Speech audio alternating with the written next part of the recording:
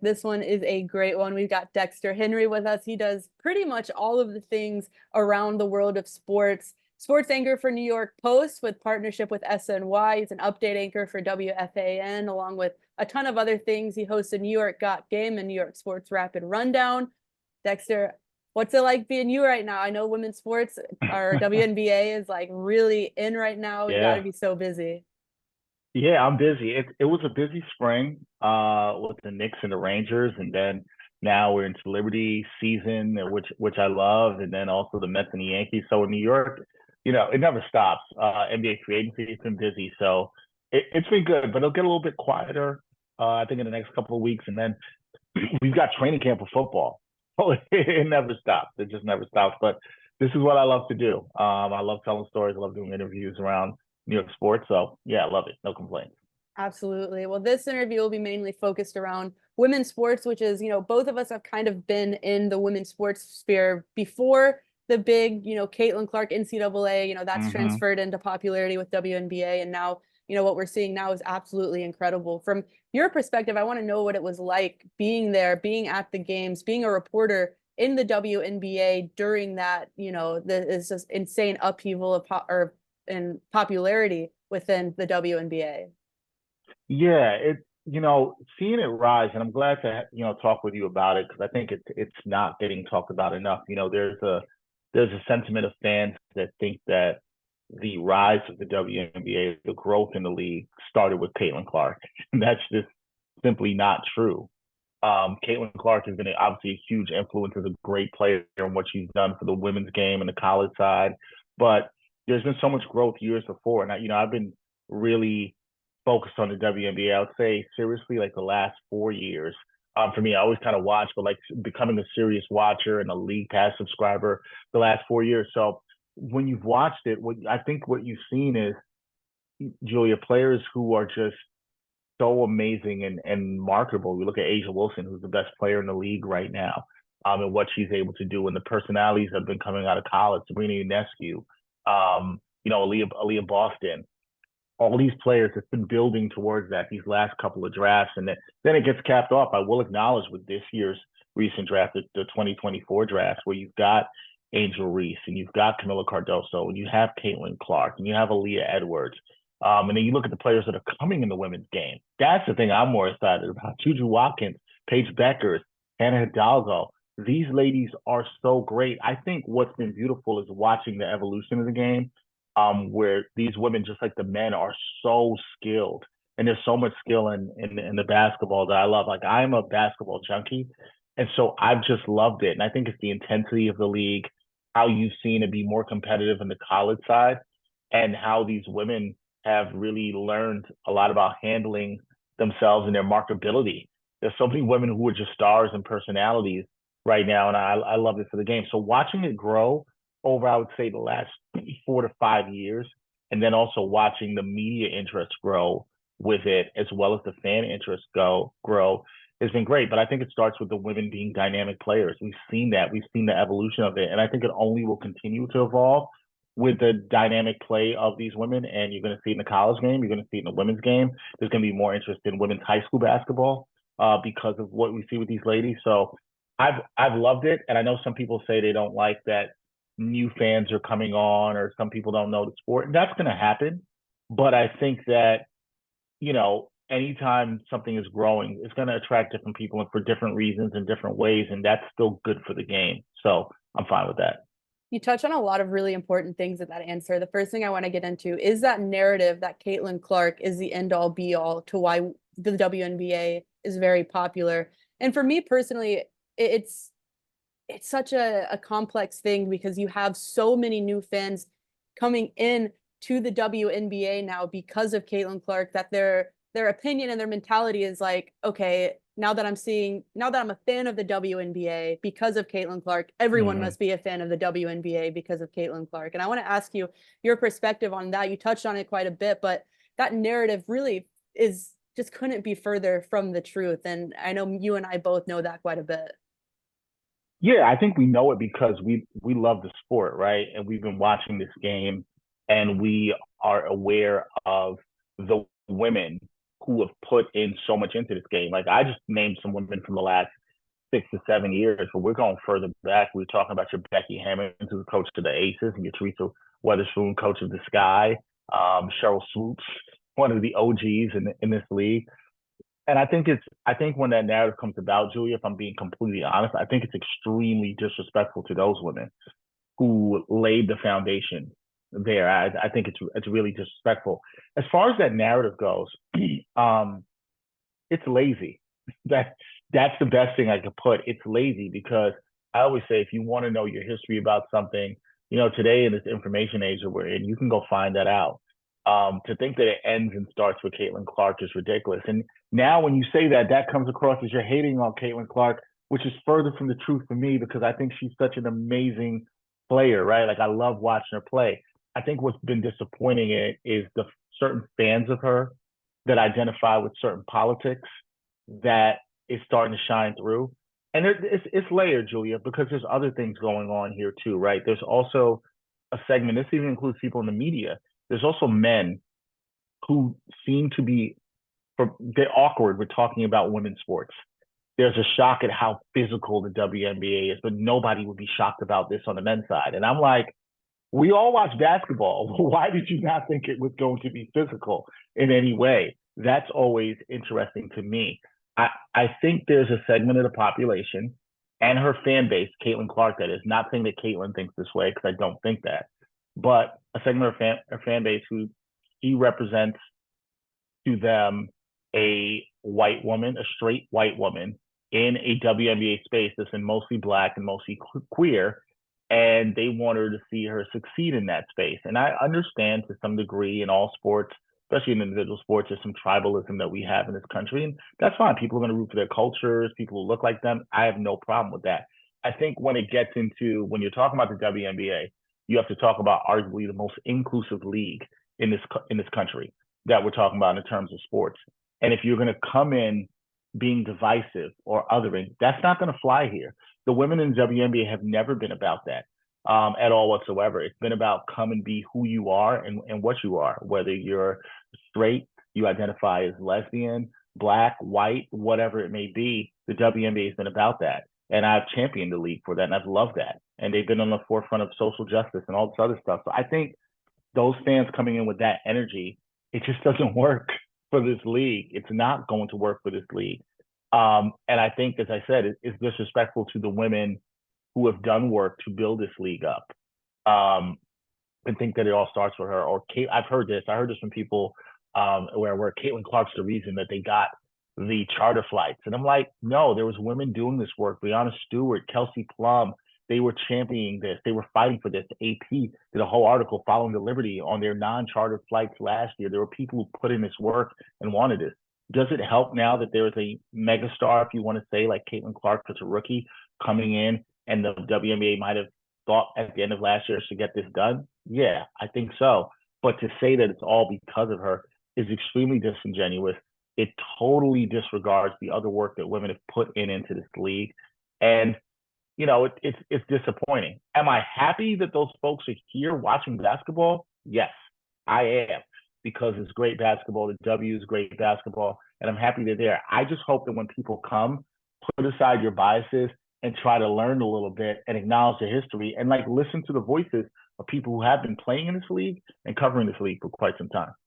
And that segues perfectly into my next question, because for me, again, from my perspective, it seems like with all the new fans, specifically a lot of NBA fans who are now following WNBA basketball, there's a big learning curve. And specifically, I think more men than anything, learning how to talk about women's basketball. And that's been a really interesting thing for me because, as someone, we've both been WNBA fans for quite a while, the narratives that are pushed, just the way the WNBA is talked about right now can oftentimes be just not the way that it's supposed to be done. So from your perspective, you touch on it a little bit, but what advice would you have for those new WNBA fans coming into the league right now and maybe not sure, the language, maybe not even the language, but just a way to talk about the women's game? Yeah, that's a great question. And somebody asked me something similar to that a couple of days ago. And I think what I would advise people to do is to look for people within the space who cover these teams, who cover the league, who are great voices, because there are great people out there who have done this work, who've been in it for years on a variety of platforms, and you could find them. And they love women's basketball. And I know a lot of these people I talk to, they love NBA basketball just as much, even that cover this sport. And one of the things I noticed when I talk to these people, and I feel like I'm the same and you're the same, Julia, is they talk about it just like it's basketball. They're not trying to change it in any way because women are playing it. They're like, this is basketball. This is a sport. This is what goes on in the context of this sport. And we're just going to talk about it as such. And I think the good journalists covering this game do that.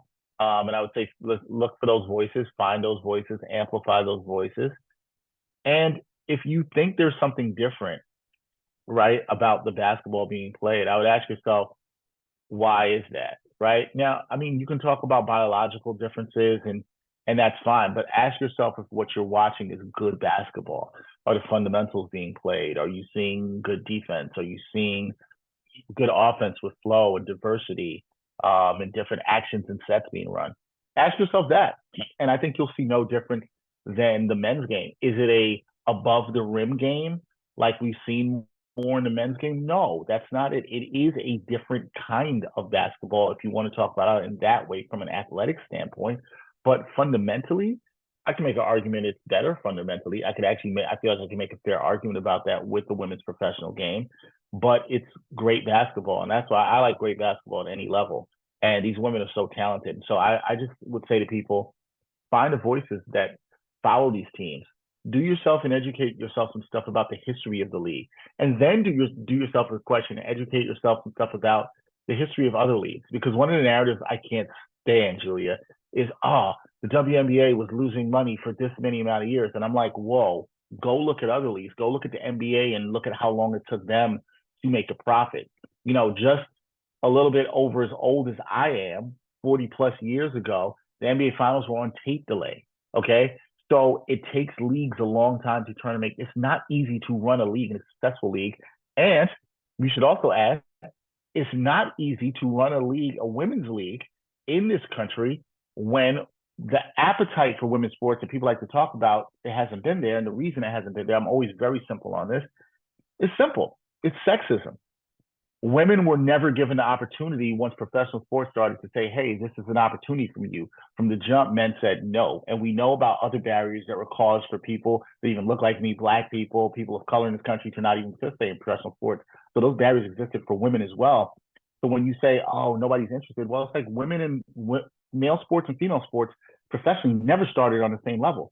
So women have always been behind in that regard. And I think to talk about it as though they've started on the same level is just completely ridiculous. So sorry, I hope I'm not going off on a tangent here. No, but please. I think for people, yes, educating yourself about the history of not just the sport, but sports in general. So if you have a context of history with sports and how things have been in America over the years, and you understand, you know, women and how women have been treated over the years in Western society, then you can look and say, oh, this is why the WNBA was losing money for this many amount of years. And it didn't start just with Caitlin Clark. There's been a struggle before that for women that needs to be talked about. There's so many stats out there that really honestly suggest that where the WNBA is now is ahead of the game for a lot of other professional sports leagues, because people forget how new the WNBA is. But I want to rewind for just a second, because we were there before this big influx of fans came in. I want to ask you, what do you think it was? Because I've written so many college essays on why the WNBA isn't being viewed, why, you know, people aren't tuning in, and it's not because of the actual basketball that's being played. So from your perspective, before the past 2 or 3 years, you know, what do you think made it take so long in order for the WNBA to be viewed as it is now? That's a really good question. I sometimes when we, you know, I talked just in that last question about sexism, right? I think sometimes when you talk about isms, it takes time for like the culture to shift around something. And so I still think we're shifting towards that, but I think it took a lot of men liking the sport along with the women who've always been there supporting the sport, right? And watching it with younger generations. And I'm starting to see that more. I mean, one of the things I realized going to WNBA games, and I have a young daughter, and we go to NBA games and WNBA games. And one of the things I realized, I think it was like 2 years ago, I was at a game, a Liberty game, Liberty Sparks game, and I was like, man, one of the things that's great to see with people here is that you're not just seeing dads take their daughters, or women take their daughters. I was starting to see dads take their sons. And it showed me that's how much of a shift there is in the mindset of there are men out there. I still think there's a lot of chauvinistic men. They're like, I'm not going to want to watch the WNBA and whatever. But I think there's men out there that are like, look, this is great basketball. I'm taking my son to watch these great basketball players hoop. And I think that's starting to shift. I think also just it was undeniable what some of these women were doing on the collegiate level coming up and some eyes that were coming on it, whether it's what obviously over the years, what Gino's done at UConn, what Dawn Staley has done with South Carolina and the players she's produced and that have gone on professionally to do extremely well. And obviously Asia Wilson being the face of the league, you were starting to see women do things, whether it was Arike Ngwale or Sabrina Ionescu do things in the college game that were like undeniable, making highlights on SportsCenter. I think that tapped in. I think another factor I will add, because I think there's a bunch of factors here.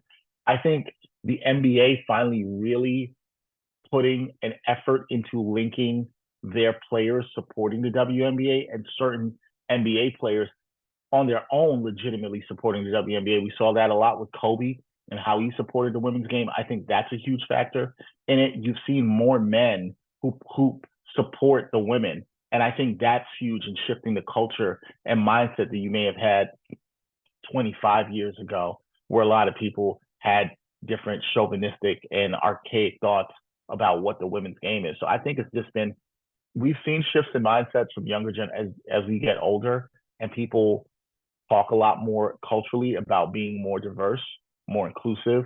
And so I think all that, sports is a microcosm of society. So I think all that reflects into society. People are pushing for more inclusivity. And I think that you're going to see that be affected with sports too. Of course, you're still going to have people resisting it.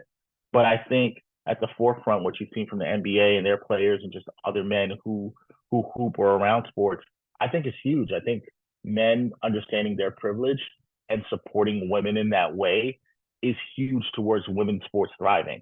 If you want women's sports to thrive, it's not that it has to totally be done by men, but I think men with the privilege they've had in this country, their male privilege, it matters a ton when they are truly, really trying to amplify women's voices in women's sports.